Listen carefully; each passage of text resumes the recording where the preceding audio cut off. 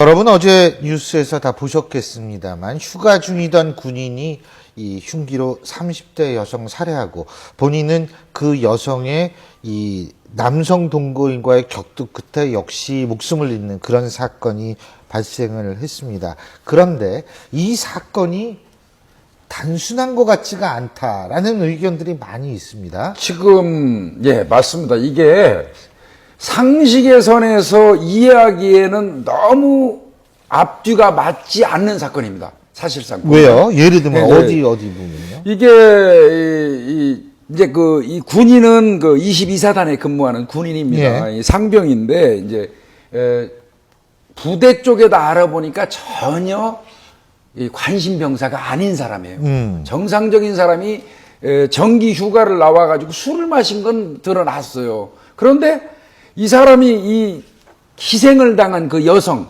여성하고의 관계를 무슨 문제가 있지 않았나 해가지고 통화 내역이라든지 이런 걸 뽑아 보니까 전혀 교류한 사실이 없어요. 그러니까 돌아가신 피해 여성과하고도 전혀 교류한 사실이 없다. 전혀 없어요. 아하. 그런데 문제는 전혀 알지도 못하는 사람이 그 동거인의 집에 들어가서 또 그날따라 동거인이 각각 따로 자고 있었다고 그래요. 여성 따로 이쪽 방에, 남성 따로 이쪽 방에.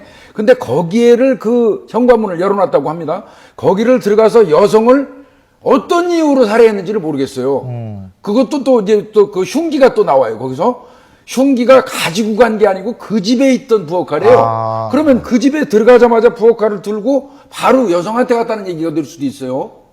그걸 칼을 찾았다라는 얘기인데 결국 그러니까 이제 결론은 본인이 들고 가지 않았다면 그 집에 있는 칼을 사용했다면 그 부엌에 가서 들고 여성의 방으로 갔다는 뜻이 되거든요.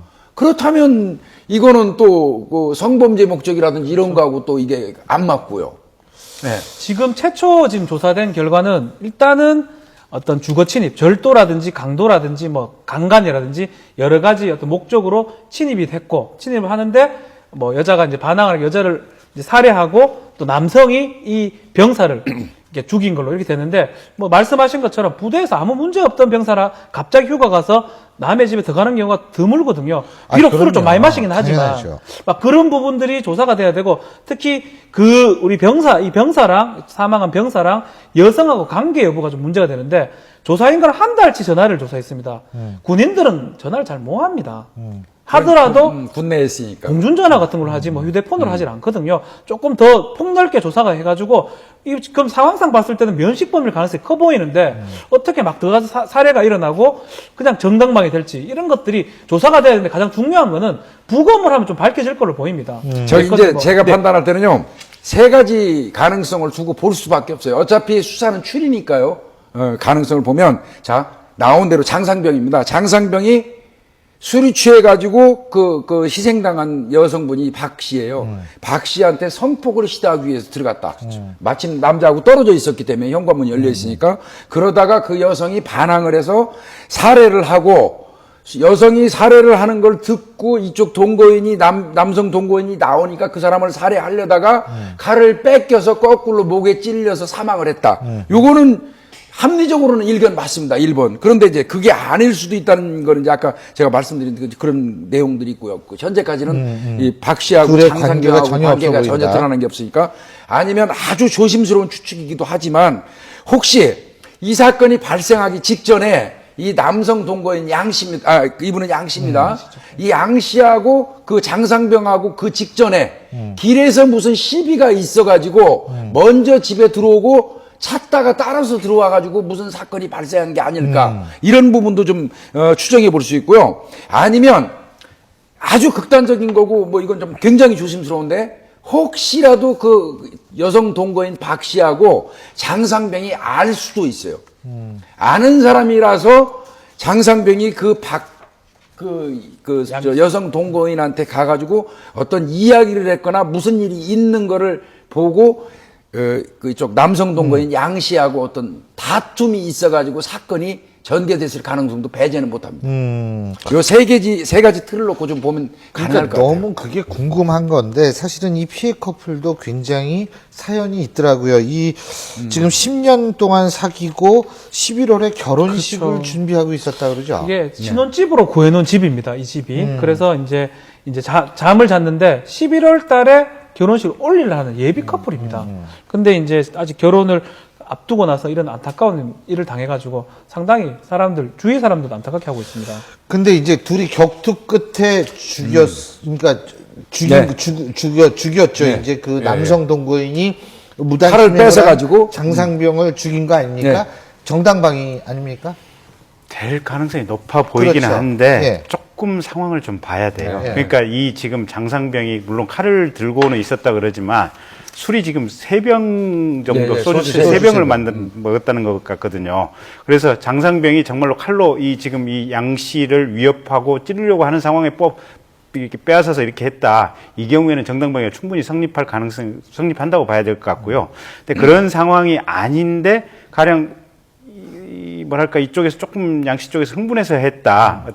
그럼 이제 장상병이 조금 뭐랄까 좀 몸이 이미 흐트러져 있고 이런 상태인데 이쪽이 조금 흥분해가지고 좀 과잉된 행위를 했다. 이러면 정당방위 성립 안 할 가능성도 있어서 그건 개별적인 상황을 좀 상세하게 조사를 해봐야 이게 됩니다. 이제 법적으로 형법 21조를 막 이렇게 구체적으로 설명하면 못 알아들으실 것 같고요. 이제 시청자분들께서 편한 거는요. 경찰청에서 8가지를 정당방위 요건을 했어요. 빨리 읽어드리겠습니다. 첫 번째가 방어 행위라 합니다. 방어. 그 다음에 두 번째가 내가 먼저 도발하지 말았어야 돼요. 세 번째가 그러니까 먼저 폭행하지 말았어야 되고요. 그 다음에 가해자보다 심한 폭행을 하면 안 됩니다. 나를 때린 거는 2대 때렸는데 나는 한 3대 때려버리면 안 된다는 거고요. 그 다음에 정당방위를 행사할 때도 흉기라든지 위험한 물건을 가지고 가면 안 된다는 겁니다.